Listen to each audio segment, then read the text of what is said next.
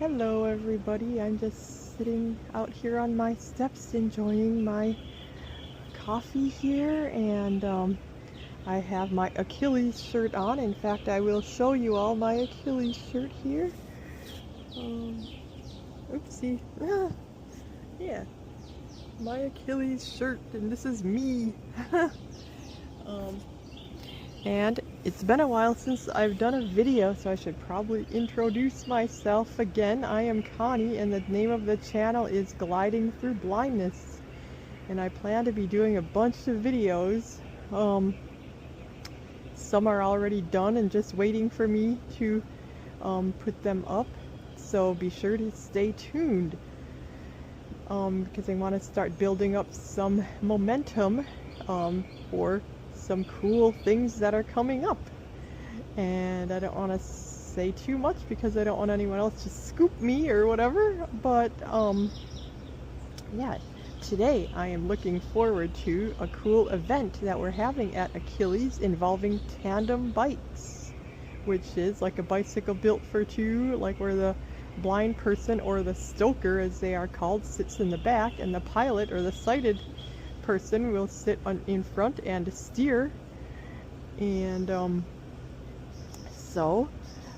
don't know how much footage I'll end up getting or putting up or whatever, but I'm sure I'll get a little bit just to give you a flavor of what this is going to be. The first one this year, and the first one I've attended. And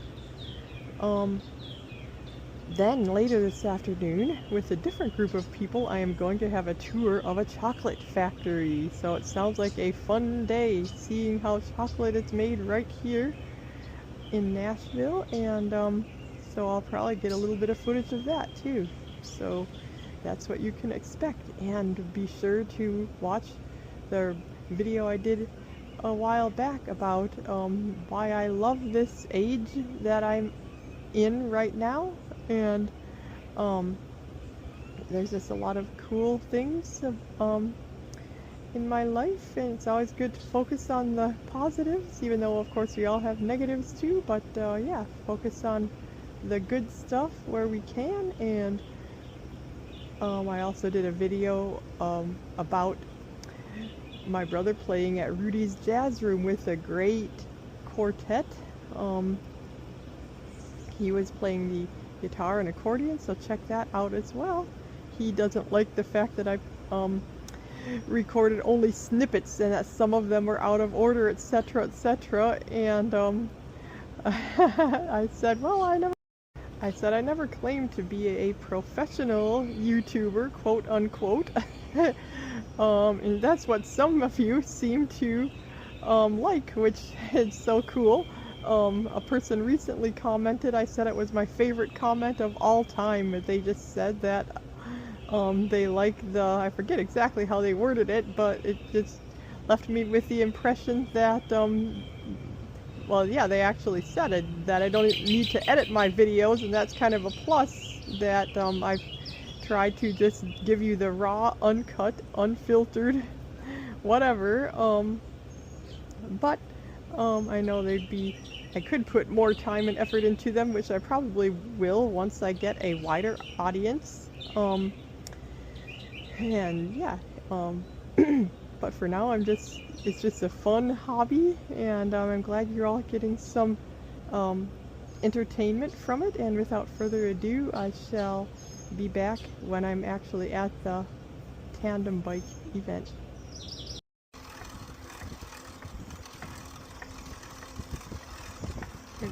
Perfect day for doing this. It is. It's not hot at all. I mean, it's hot, but like, not normal. Right.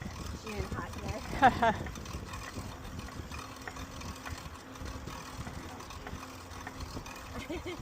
You alright back there?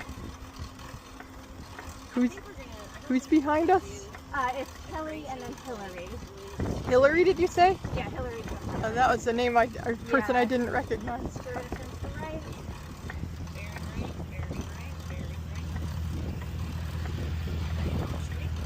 Kelly's way too quiet for Kelly. What happened, Kelly? There you are. Yeah, we're right behind you guys. Awesome. Try not to get too up on you guys. No, you're good. biking around. Yeah, no, that's, as long as you know where we're going, like, I'm just like, I want to get back I at don't really least. know how to get us back. That's the main thing, that we don't get lost. Yeah, we did like one loop though, so we didn't get too far. Yeah. I do think, yeah, alright, we're getting close here. Pedaling.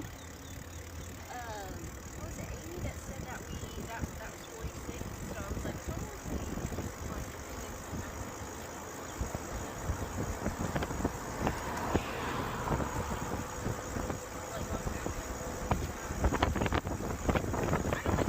A lot of downhills. Yeah. Does that mean we'll have to go uphill on the way? Oh, yeah. Bump.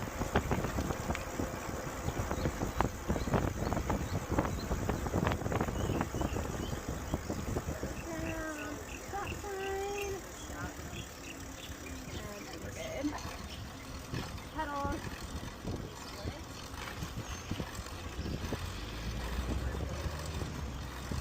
Yeah, they were able to switch the handlebar around. So. I know, I was like, Going the right way I now. was like, these are definitely Yeah. backwards. Look at this other one. Huh? Before the front handlebars on this bike were put like assembled backwards. Oh no. So I like literally couldn't like I could barely pedal without it hitting my knees. And I'm like not a tall person. Well, Wow. and I was like, this is not safe. Like, you should not be Yeah. doing this. I told Amy they just need to have like a bike guy on the trainer to like fix all of their bikes. Because they have so many. And like, you know, she has enough of a job just doing Achilles. Yep. Right. So Are you gonna get it right? yeah.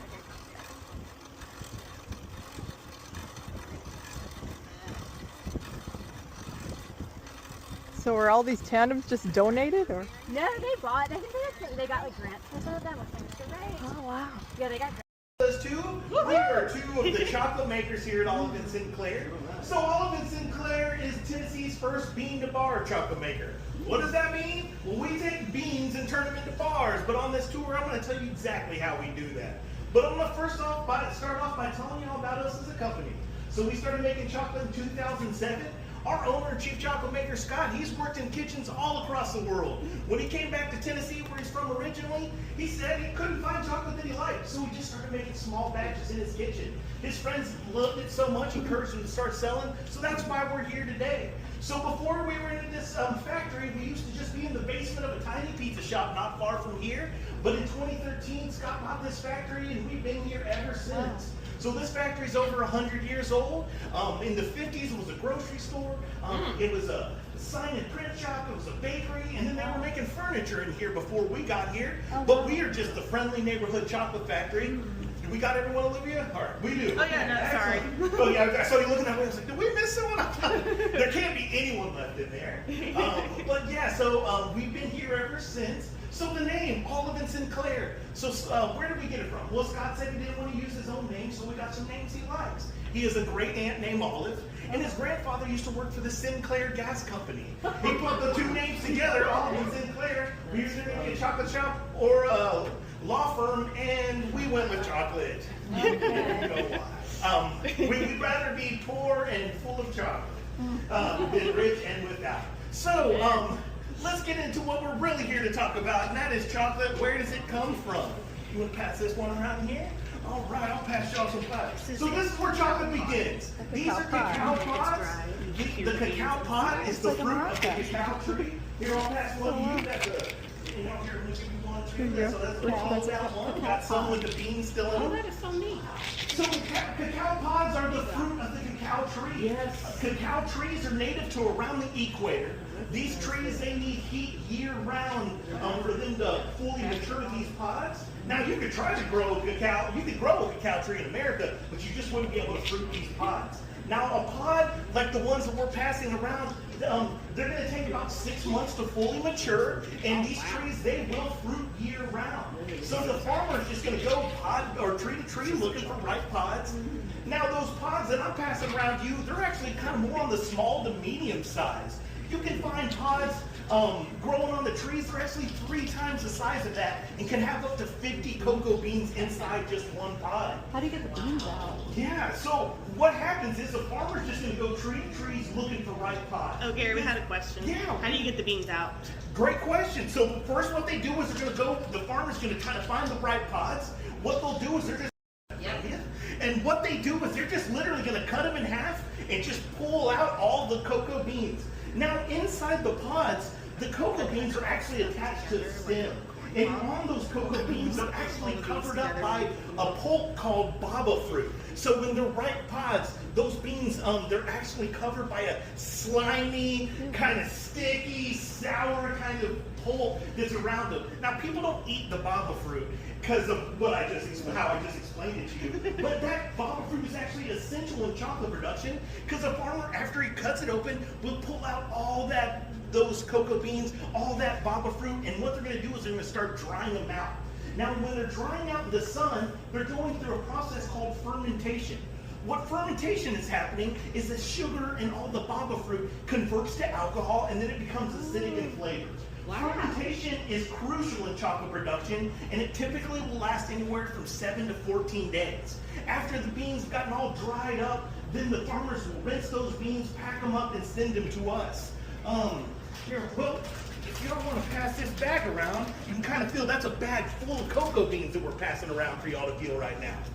So when we get the cocoa beans in, what we do is the first thing we're going to do is we want to sort through those beans and pull out the stuff we don't want. Now these beans, they come to us from the jungle, so sometimes we're just going to find sticks, stones, and leaves. But also what we'll find is that baba fruit still sometimes is just attached to the beans. So here, I'll show y'all this. So that's what the baba fruit looks like. This is just like this stuff right. It's very neutral in flavor. If this ended up in your chocolate, you honestly wouldn't even really be able to taste it. But that doesn't mean we still don't want to take it out. All right, and then if you want to see have them touch the baba fruit. All right, so that's what the baba fruit. Also, what we're looking for is sometimes the beans will just be flat, they don't have cocoa in them, or we'll have just kind of fused together. And when they're fused together like that, we can't get a proper Who's roast beside on me? them. So we'll go ahead and discard all that kind of stuff too. Carol wants to see him too. Oh, yeah. And then Olivia, if you Give want it to Carol. show them the beans are stuck together. Carol wants to see it Yeah, too. so the first thing that we do is we hand sort all that. So when we're doing That's a the baba roasting fruit. day, we're going to start with 75-pound batches at a time. Now we'll pull all that stuff, we'll process that. But the main reason we hand sort it is because over the years we found what I would say abnormal stuff in our bags of chocolate. One time I found a set of car keys in a bag of chocolate. One time I found a giant nail in a bag of chocolate. But the strangest thing we ever found is one time, y'all, we opened a bag of chocolate and the live lizard jumped out. No, ma'am. No, ma'am. These are some of the beans that are stuck together. It sat at customs. It got all the way here to Nashville. We just opened up a bag, it jumped out and was running all over the ground. Wow. That is why we hand sort every single bean here on Sinclair. Because the next thing that we do with our beans is we roast them. Now we don't want coffee bean or cocoa beans to have any lizard in them, so that's why we do the sorting. But this right here is a coffee roaster that we've just converted to cook our cocoa beans. So y'all, this roaster right here, it's about 8 feet tall. It's got stainless steel round cooking drum. Now this cooking drum, it just tumbles the beans. The beans are just rotating around in there. Hot air gets pushed into the cooking drum, and that's what's going to cook it. We're going to cook these beans using hot air. So what we'll do is we set our air temperature. So how hot we want that oven to be going, and then we're going to set our bean temperature. So when this was for coffee beans, y'all seen coffee, light roast, medium, dark roast. We do here, we call it, our roast is an extra light roast. We call it a slow roast process. We do it at a really low temperature for a longer period of time. We found by doing this kind of roasting process, we're never going to overcook them, we're never going to over roast them, we're going to be able to kind of keep up with them. Now what happens during this roasting process is we got a little lever right here that we can pull out a bean right out of the batch that we're cooking. That way, we're smelling it, we're seeing what the temperature is, we want to taste them too. So we'll pull the beans out as we're getting close to our target temperature and we'll try the beans from the batch.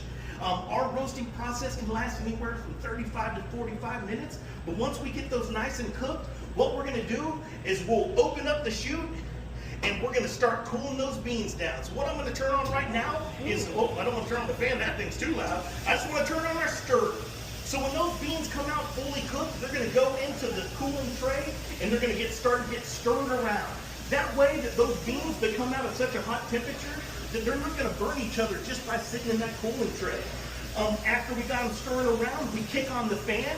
Underneath the cooling tray, there's a big old fan that starts blowing and starts cooling those beans down.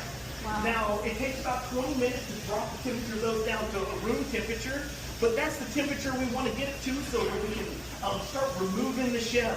So after about 20 minutes of cooling them down, we'll go ahead and stop that. And from here, we'll take them out of the cooling tray and putting them into one of those white barrels that you see around here and bring them over to this machine. All right, so this is going to be a big transition. I'm going to come over to this machine. Y'all come over here. Y'all can stay where you are. Spots. Excellent. So now I've shifted to the other side of the room where I have another gigantic machine that looks like it was built by a mad scientist, and I think it was because from what I hear, there's only 4 of them. This machine is called a winnower. The winnower is going to help remove the shell from the cocoa that we want. So what we do is we take this large vacuum hose, we set the vacuum hose inside a large, what is about a 20-gallon, turn this on, the vacuum hose will start sucking the beans up through there and drop them into this part of the machine, ding ding, into this called the cracker, or this is kind of like the nutcracker of it all. So on the cocoa bean, it's got a thin, hard shell, and then it's a solid piece of cocoa. So as the cocoa starts dropping down, there's these blades that you can't see right there that are covered up by the machine. Those blades are going to crack the cocoa, separating the shell from the cocoa, then also breaking the cocoa into small pieces. The small pieces that we have, we start to refer to as cocoa nibs. I'll pass this around for y'all to see. So those are the cocoa nibs that we're passing around. Now the cocoa nibs and the shells, they all start dropping down onto the screens underneath the cracker. What's happening is when this machine's on, there's rakes that go across the top of these screens. And what's happening is it's dropping the cocoa further down the machine to the shelves down below where the cocoa will come out. Now, when the cocoa is coming out onto these shelves, there is some vacuum hoses that are above the trays that are sucking the shells up. Now, the shells are much lighter than the cocoa itself, so that's why these vacuum hoses are able to suck the shells out without taking all the cocoa with it itself. Then what happens is the shells go into one part, over here into this drum that's separated from the cocoa, and then the cocoa starts coming out. Now, is it like cocoa powder? No, it's actually like little pieces. I think Olivia, we got some coming to y'all. Here, Olivia, will you show them that too? Here, Olivia's going to come over here. And I'm going to put some in my hand. Okay. So you can feel. Excellent. So what happens is the cocoa's coming out, the shells are separating. Now, we find stuff to do with our cocoa that isn't chocolate making. So one of the things that we do with our cocoa is we sell our cocoa to local beer makers. So the Jackal Brewery in Nashville, Tennessee, they make a snowman stout beer. What they do is they take So what do they taste like? our cocoa and put it directly in the vats of beer to make chocolate stout flavors. There's a company in Athens, Georgia that makes they're called Terrapin Beer Company. They make the white chocolate Moo-Hoo Stout. So both of these companies will just buy just cocoa from us, not chocolate. We also sell cocoa to local restaurants that use it in dessert production. But also, we store some of our cocoa in whiskey barrels to make into a confection. At the end of the tour, I'm going to tell y'all what we actually are going to make with it. But I would just letting you know, we sell cocoa in a bunch of different ways. Some people just like cocoa by itself. Cocoa, before you add sugar in it, I wouldn't call it a health food, but they're packed. Well, I don't have my nips. But where they are, but they're packed full of antioxidants, things called polyphenol. You need to go get Carol. No. You're holding on to me. Where's Tofik? Is there any way I can help? Just Make sure there's nobody stragglers.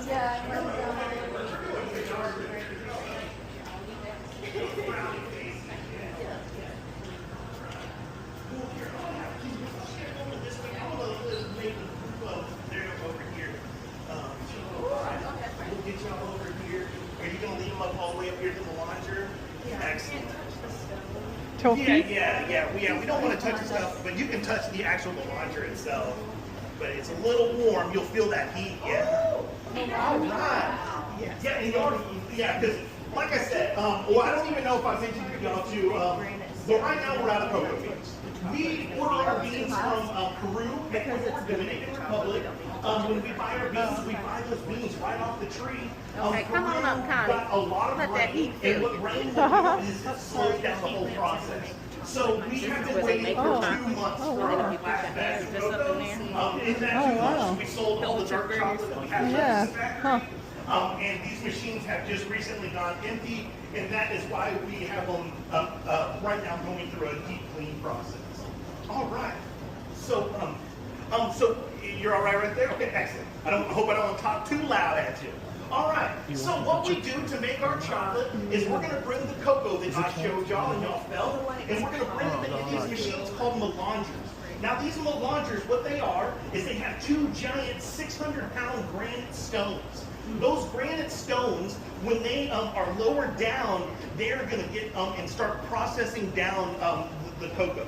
Now inside a cocoa bean, you have 2 elements. You've got cocoa solids, where you get the nice color and most of the flavor, and then cocoa fat or cocoa butter, where chocolate gets its richness. It's where what'll keep it in the liquid state, that savoriness the chocolate has. So what happens is when the cocoa's starting to break down, they start to infuse together. So we'll start off a batch of chocolate with just cocoa beans in there. The first day or 2 is just cocoa beans. Then what we'll do is we're going to slowly start incorporating sugar. So one of the things that makes our chocolate very unique is that we use brown sugar as our sweetener. As far as I know, we're the only chocolate maker that only uses brown sugar in their chocolate making. But when Scott was developing our recipes, he just thought it gave his dark chocolate a very unique flavor. So after we add in the brown sugar, it takes a whole another 5 days in this machine refining. While that's happening, we'll start lowering the wheels all the way down to the granite down below. So it's just literally stone on stone. These are old stone mills. That's just that old ancient way of processing grain. We're still using that same technology to make our chocolate. Now these machines came to us from Spain, that is 121 years old. This one right next to us came to us from France and is 119 years old. So this is the old European way of refining chocolate. Pretty much everyone else in the chocolate making world does not use these machines anymore. There's much more modern techniques. There's much more quicker ways to refine chocolate. Our refining process takes the whole 7 days. There's machines that can do it in a half a day. So we like the way that this slow process, the beans never get overworked. It's just this slow incorporation. Now these machines are so old that when we got them, they used to actually be steam powered, where we would have a hot water heater on the wall just to power the wheels in the machine. Wow. Well, y'all know Tennessee's already humid enough. We don't need any extra humidity in here.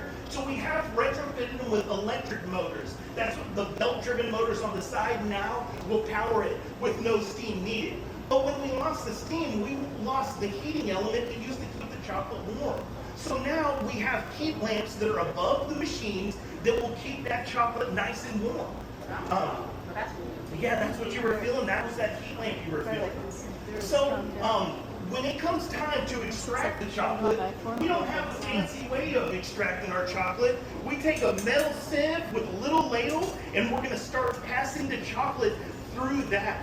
What this will do is will ensure that any of the unrefined sugar or cocoa won't end up in your final chocolate bar. If you want to show that, or let them feel that. So this process of extracting the chocolate, it'll take one person around 3 hours to get out, which is about 300 pounds of chocolate. So you're just standing here for half of your day. We got the nice windows, so we're able to get a little sun while we do it. But yeah, it is a labor of love working with the kind of machines we have here.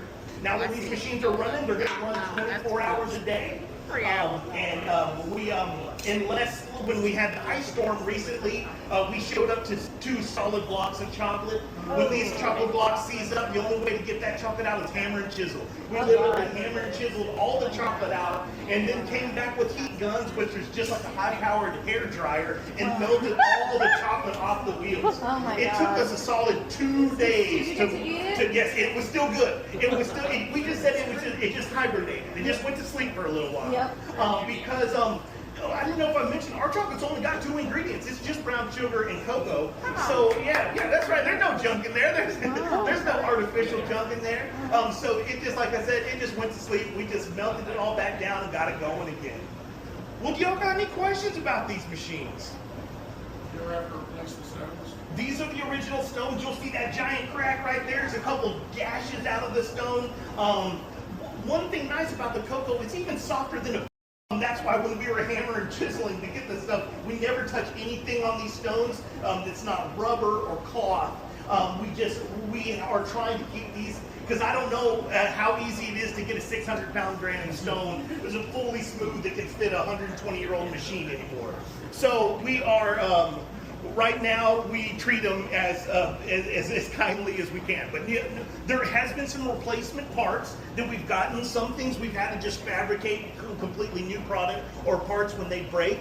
But every time something goes wrong in these, it's a new adventure, as we say. We have a lot of adventures here. And we'll call that anytime something goes wrong here. The adventure we're on right now is the adventure of the No Bean Chocolate Factory. We're hoping that comes to an end next week. What does that mean? We're out of cocoa beans, so right now that's why you're not smelling a strong chocolate flavor. Usually when y'all are here, and I do apologize, you're overwhelmed with the smell of chocolate. Now you're just, I don't know, maybe the fajitas we made last Friday, you might smell a little bit of that. My deodorant, because I've been doing tours for a while, I'm getting a little sweaty next over here, but it's usually all chocolate all the time here. Any other questions? Do you do any milk chocolate or just You dark? sure do. Well, I got a sample. We're coming up here. We're on the next part of the thing. We'll start trying some stuff. Y'all won't just have to listen with me. Awesome. You'll actually get to try some stuff. All right. Well, I'm going to leave this first group with me over here, and then we're going to talk about how we make it in the bars. All right. Y'all coming with me? Okay. Yeah, they going with him. We're going. They're like leading it to the food. We heard milk chocolate was coming, so we're going first. Carol, how you doing? No, we're going to stop right here. Yeah, y'all come right here. Yeah, it's like one Make sure we just stay away from that machine over there. This roasting room back here is slightly closed off that we started out there, but everything else is all just open. Yeah, we're making white chocolate in this machine right now. Yeah, that's our white chocolate. All right.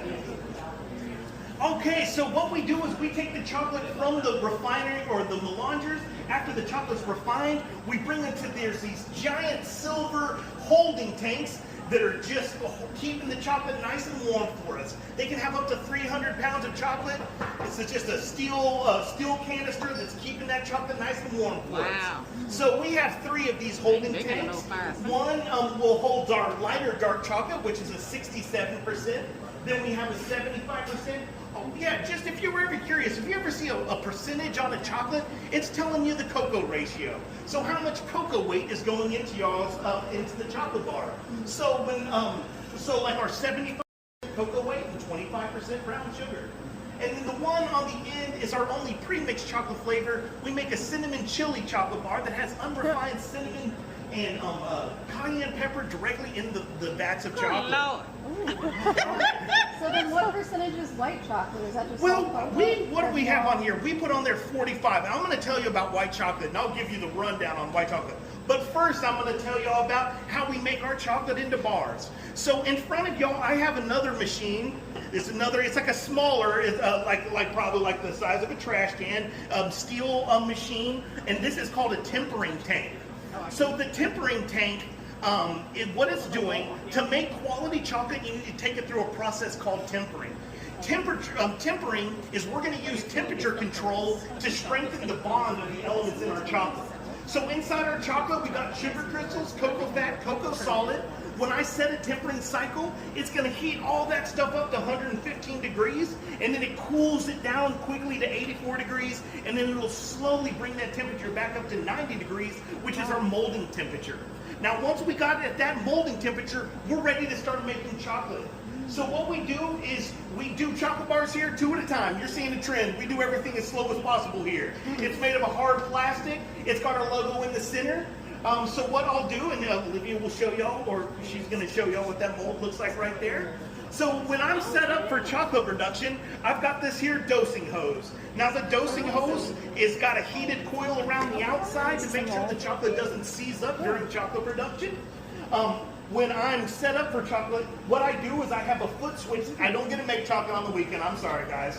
But when I step down on a foot switch, I'll dose chocolate in each side of my mold. Once the chocolate is in the mold, then what I'm able to do is I'll turn on this table. And this table is called a shaker table because when it shakes, it helps move the chocolate into all the corners of the mold. It fills the logo. And then also removes any hot air that might get trapped in the chocolate from all the agitation that it gets in all the machines.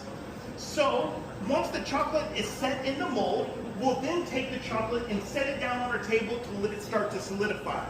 Now, if you've ever gotten a chocolate bar and you've seen the whitish or grayish streaks through it, that means your chocolate has become untempered. When we're making chocolate, we're trying to avoid that. Usually means that your chocolate heated up at some point, and when it cools back down, the cocoa fat separates from the solids. Now, it doesn't affect the flavor as much, but the appearance and the texture will be affected by untempered chocolate.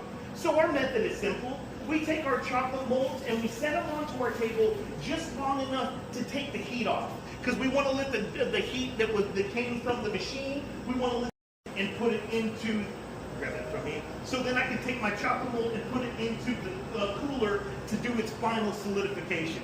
Now it takes about 30 minutes in the cooler. After that, we unmold the chocolate bar. Now, we don't know if we've got good tempered chocolate until that bar comes out. What we're looking for is a nice shiny top to the bar. The chocolate should also just come straight out of the mold. It shouldn't stick in there.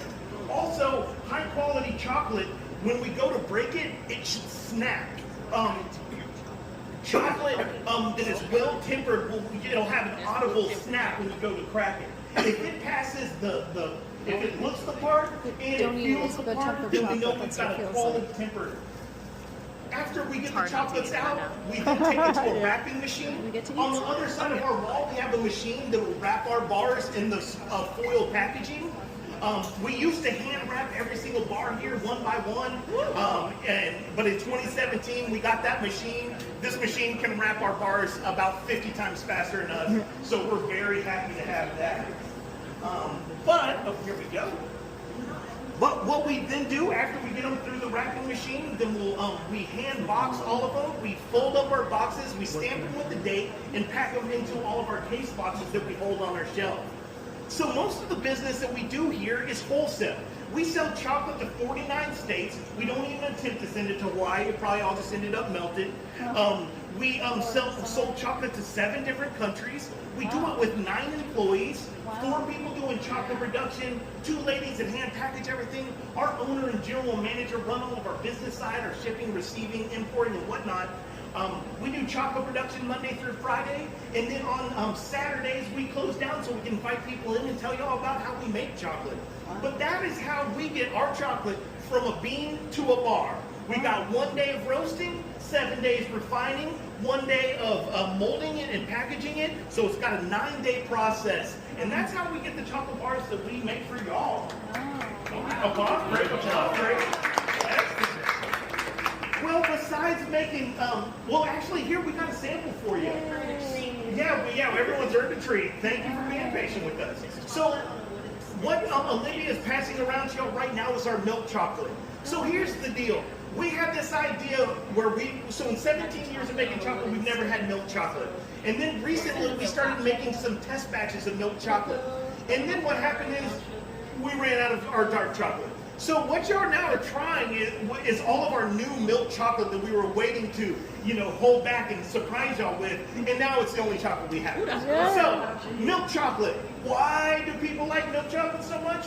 Well, the main reason is that you gotta add a little bit of milk protein in there. What the milk protein does, a little richer, and also takes away some of the bitterness that some people don't like about dark chocolate. So, one of the things that makes our milk chocolate unique is that we use buttermilk. Buttermilk has acidity, a little bit of tanginess, so a little bit more depth of flavor. So what you are trying, that's our just base milk chocolate. We have a two couple special bars that we made with our milk chocolate. We have a milk chocolate with honey roasted sunflower seeds. And then this totally unique thing that we came up with, and the first time we've ever actually put nuts in our chocolate, is we have what's called the Goober Rig bar.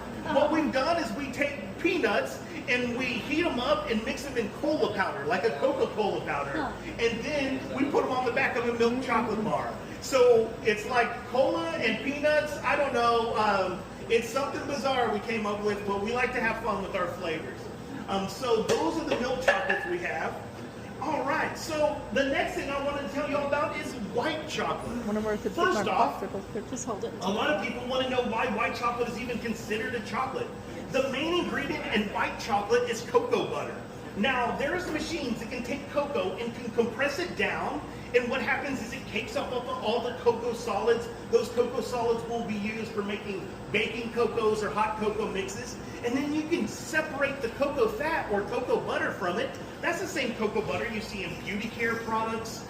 It's the same stuff you see in cooking products, and it's also the main ingredient of our white chocolate. So, you got something to do? So this right, I don't know if y'all. Oh, that's just a chocolate. Already can try it. So I'll just let y'all see. This is what white chocolate, or the base of it. This is cocoa butter, and Olivia's going to give y'all some that y'all can hold and try. So the cocoa butter, we buy this from the same farms where we get our cocoa beans from. So we take this cocoa butter that's kind of like almost like a Parmesan cheese, like almost we break it up. We melt it, we melt down the cocoa butter, and we use this small melange over here in the corner. So we got this one right here so we can do some small batch with dairy in it, so we can keep it separated from our dark chocolate. So we melt down cocoa butter with granulated sugar, and then we put buttermilk powder in there. Now, one of the things that people don't like about white chocolate is they say it's just bland or it's just sweet, that's all you get. Well, that's why we use that buttermilk powder to add a little bit more flavor depth. Then we also add a pinch of salt and pepper into our white chocolate. Not to make it taste salty or peppery, but just to balance on your palate so it's not overly sweet. Another knock on white chocolate is that it's hard and waxy. Well, we buy high quality raw cocoa butter that makes our white chocolate soft and creamy. So we've got samples of white chocolate out there for y'all to try as well. And then you were asking about a cocoa bean is about, it can be anywhere from 40 to 60% cocoa fat. So just the bean itself is only going to be about 60%. But the white chocolate mixture is all cocoa butter for the most part, and just a little bit of sugar in there. But it's a really sweet snack, and you got to try ours. Oh, actually, Olivia, I think she's got something coming your way. It's not bad. Oh, cool, excellent. White chocolate's coming around. Does anyone have any questions about milk chocolate, white chocolate, or the bar making process at all? So what is the ratio of the milk chocolate? Of the milk chocolate, it's about 52. Okay, 52 cocoa. And then what else? And What's that? Sugar. And sugar, and then buttermilk powder. So brown sugar, buttermilk powder, and the cocoa is for all the chocolates except for the dark? Yes. Okay. Yes. You said if you get a bar out and you realize it doesn't have the finish or it didn't temper the way you wanted it to, do you get to read? Yeah, so one of the cool things about chocolate, if you don't have flavor inclusions on it, you can re-temper chocolate. So if you're ever wanted to temper chocolate at home and it comes out and it's grainy or doesn't have the appearance, you just melt it down and take it right back through the tempering process. So are you out of luck if like your chili and cinnamon one doesn't temper? Well, the cinnamon chili is okay because it's like separated, but like when we do the one like the sunflower seeds, if that happens, then we wrap them up and put on this cart over there, and that's for employees to take home. Oh, yes. no. So we'll donate it, sample it, or I'll donate it to myself to take Right? home. Yeah, so don't worry, no good chocolate goes to waste here. Only if it hits If the you need ground to does it donate go to it, waste. if you need to donate it, let me know. We have Put me plenty, on the strangely, donor we list. find a bunch of people Right. that have chocolate, that they're fine eating ugly chocolate. Yeah. We find a lot of We don't ways care. for it. As long as it tastes good. But yeah, if you ever do, you can just re-temper chocolate. One time time we did a whole batch of the chocolate, and we pulled out about 200 bars, and we just like didn't realize it as they started coming out, and we had to just melt them down. And just we were able to salvage those. Wow. Any other questions about the bar making process? All right. Well, what I'm going to do is I'm going to lead y'all. Y'all can actually turn around. stay. Olivia's going to get the groove, and I'm going to tell y'all about the confection. Y'all can stay here for right now because we're not moving far at all. We're just turning around basically. What is he going to talk about? Yeah, the candies. Oh, Okay. that's Yeah, different. just a fancy word. That was pink. Do you have those fruit slices or just your chocolate? We do caramels and brittles. Those are our candies that we do. So no, are you talking about like fruit leather or? Like the, you know, those ones that you covered in sugar, they look like fruit slices? Oh yeah, we made the bars. Olivia, y'all coming down? Yeah. Oh, okay. I just want to. This is bourbon aged cocoa beans soaked in whiskey for a year. Aged in whiskey. Yeah. Bourbon barrel. You want the smell? Wow. I can smell it. Oh, God. These Can't smell it from you. Uh-huh. These are the strong ones right here. Yeah, these are the strong ones. Can we get to You don't sample know. the brittle? Yeah, those are the strong ones right there. Here's the strong ones right there coming at Can we you. get to sample the brittle? Now he's got the smoked bits that he's Oh no, this was Pappy. I was just letting y'all if y'all want to smell the really strong whiskey ones. These these. I don't know if you want more of that. Oh no, what have I done? All right. So yeah, we put them right into our candy machines. We'll pour them out into thin sheets, and when they settle or when they harden up, we put chocolate on top. And we got samples out in the shop for y'all to try. The second brittle we came up with is our smoked brittle. But instead of taking or putting these in whiskey barrels, we take our beans to Hickory Smokehouse in East Tennessee. So there's a smokehouse called Benton's Smoky Mountain Country Hams, and right next to their country hams and bacon, you will find bags of cocoa beans. And there it is right here. Now I'm gonna roll this around to y'all. This is a hickory smoked cocoa bean. Might make you want to eat some barbecue or sit next to the campfire. Yeah, it'll get you. It'll get you. I'm coming to you next. All right. Right in front of you right here. Oh, sorry. I'm sorry. It's the strong one. I never know how much to waft. It is smoky. We didn't make That's really barbecue. They don't train you how to waft this way. But that's a hickory smoke. Hickory smoke. That'll be right in there. Yes. So what we do with that is we take that with a little bit of black pepper and put that into our brittle mixture. So you're seeing here, we make some pretty fun, interesting flavors. One of the most interesting things we do is our duck fat caramel. The duck fat caramel, we replace most of the butter in a caramel recipe with duck fat. Ooh. Duck fat's very rich, it's very savory in flavor. Then we infuse fresh herbs and spices and a little bit of hot sauce into our cream mixture. I know it sounds like a lot, but honestly it makes for one heck of a great caramel. We then will make them into 20-pound blocks, coat it with sea salt, and then we'll cut these into little cubes. Once we cut them into little cubes, we still hand wrap all of our caramels one by one. Oh, wow. During the holiday season, we can wrap up to 8,000 caramels by hand a week. Wow. So it is a labor of love. Ooh. The second caramel we came up with is our sea salt and vinegar caramel.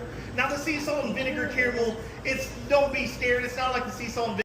Gives it a little bit of tanginess and gives it a real clean finish. A lot of people in the factory, this sea salt and vinegar caramel is their favorite one to do. Also, last year we came up with another one of our wild ideas, and that's our ghost pepper caramel. Ooh, well, if you don't know about it, ghost pepper is one of the hottest peppers out there on the market you can get. So what we do is we make a mash. This is ghost pepper mash. It is just ghost peppers mashed up with vinegar. There's nothing fancy about it. It's just pure hot heat. We only put a few ounces of that into a 20-pound block of caramel. That result is waiting for you out there in the shop. If you like spicy food, you got to try it. It's such a unique way of getting sweet and heat. You don't get it on your lips and tongue. You just get it on the back of your palate. It takes a few seconds, and then you'll just feel your sinuses open up. Now, with that said, if you do not like spicy food, do not try the ghost pepper caramel. You will not like it. You might cry. You might cough. You might leave us a bad review. All those things have and will continue to happen because I can't tell you how many times I've seen people with, it might be a family member or a friend that you're here with right now, they might offer you a sample and you don't know what it is until you start crying. So just make sure you know what sample you're trying, and Olivia, you make sure everyone here knows what sample they're trying, because we don't want these getting in the wrong hand. Now with all that said, we don't make these as a novelty. We're not trying to give you a Hot Ones challenge. They are spicy, but they're supposed to be sweet and heat. It's not trying to just make you your whole face melt off. All right, well, since we've been out of cocoa beans, we've been experimenting with other caramel flavors. One of the caramels that we've started off with, and we're calling these curious caramels, whatever fun ideas we can come up with. The first one is our Tennessee bourbon caramel. So what we've done is those whiskey beans that I made y'all smell, some of y'all had to smell it twice, we put them into a butter caramel. Olivia will pass y'all around. Y'all can snack on it right now if you want, or y'all can take it with you. But this is the first one part of the curious caramels. The next one will be our orange duck. We made an orange flavored duck fat caramel. That is going to be the next one that you might see. Are these soft or hard? They're soft. Our caramels, we render down our fat good enough, and we don't fill it with too much of the bad stuff, so it stays on a more softer chew for you. What is this? But you get a nice little bourbon caramel. Get a nice little punch from the cocoa nib on the inside. Yeah. Oh, yeah. All right, so that's the first one we got there. But another fun thing that we like to make here is something called charcuterie. Now, charcuterie is based on this Italian dish that's kind of like a dessert salami, where instead of using meat, they're going to use chocolate, and then they tend to use cookies in there. So what Olivia's going to bring y'all, I know I just gave y'all a sample, but I'm going to keep giving y'all samples. The one that y'all are about to try now is... Yeah, it does contain gluten, it does contain dairy. Here's like the little end piece of it. But what it is we almost make like a fudge or a ganache. We melt down chocolate, mix in heavy cream, then we're gonna add some seasonal ingredients. The one that we have for you today is the cherry cola. So this has cherry juice, tart cherries, cola flavoring, then some white chocolate ganache to give it a some nice creaminess in there, and some vanilla wafer pieces just to kind of give it a nice little crumble in there. Oh, yeah. We like to experiment with the charcuterie with whatever crazy idea someone can come up with. We've made this with Girl Scout cookies like Thin Mints before. We make a coffee and donuts. We've made a banana pudding, key lime pie.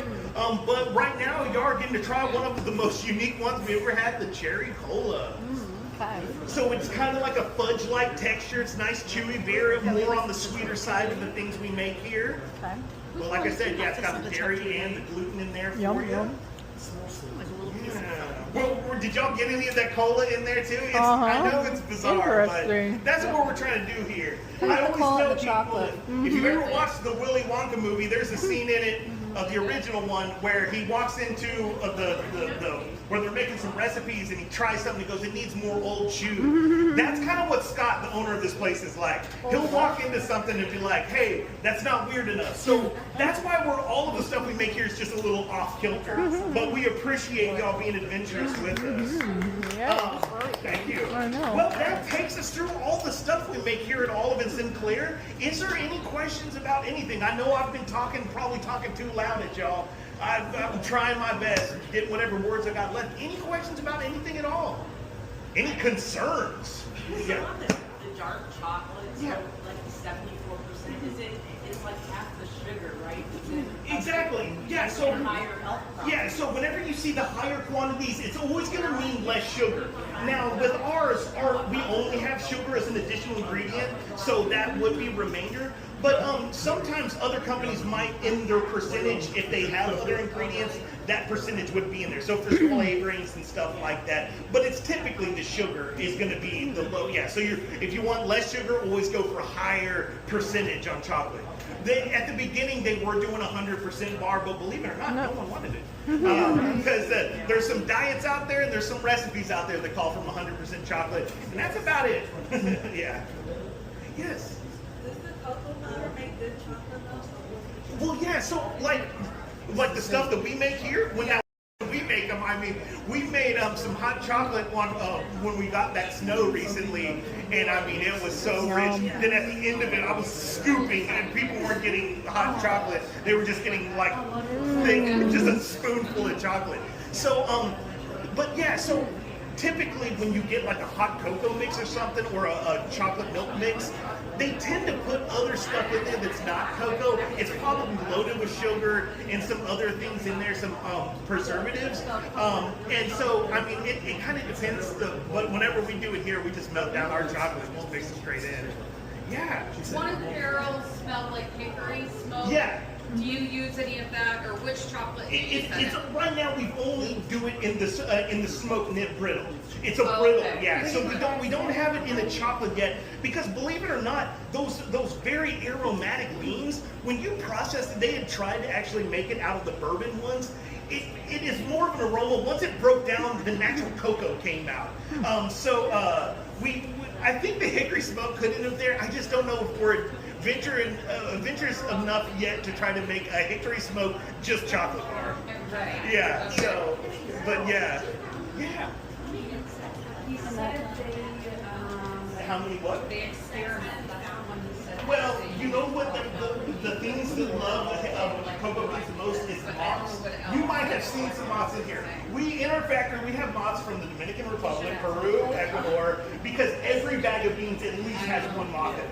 So that's what we find the most of. Because they do, at the factory, they do a good job of getting rid of them, but that's the only thing. And I'm glad it's the only thing, because moths are much more peaceful. There's been no scary bugs yet so far. The lizard was the wildest thing. That was the wildest thing, but typically every bag has at least one moth. Yeah, for sure. Any other questions? And in the charcuterie, what's in that? That one is, so it's a chocolate base with heavy cream. That one's got cherry juice, tart cherries, vanilla wafers, white chocolate ganache, and cola powder. Yeah. This one kind of got out of hand. I would say that. We can sample the brittle in the store. Yes, I got some brittle samples out there for y'all to try, definitely. Cool. All right. Well, here, I'll help y'all. I'll lead y'all out this way. Here, you can follow I'm me. definitely gonna get the ghost You want pepper to for follow mine. me? I'm just leading me out here. Pardon us. All right. And Olivia's coming up right here, and then I'm bringing them out for you. Thank you so much. I really appreciate y'all. Awesome. And yeah, and if y'all want, y'all can toss your hairnets as you come out or take them as souvenirs. So thank you. Thank you so much. I appreciate y'all.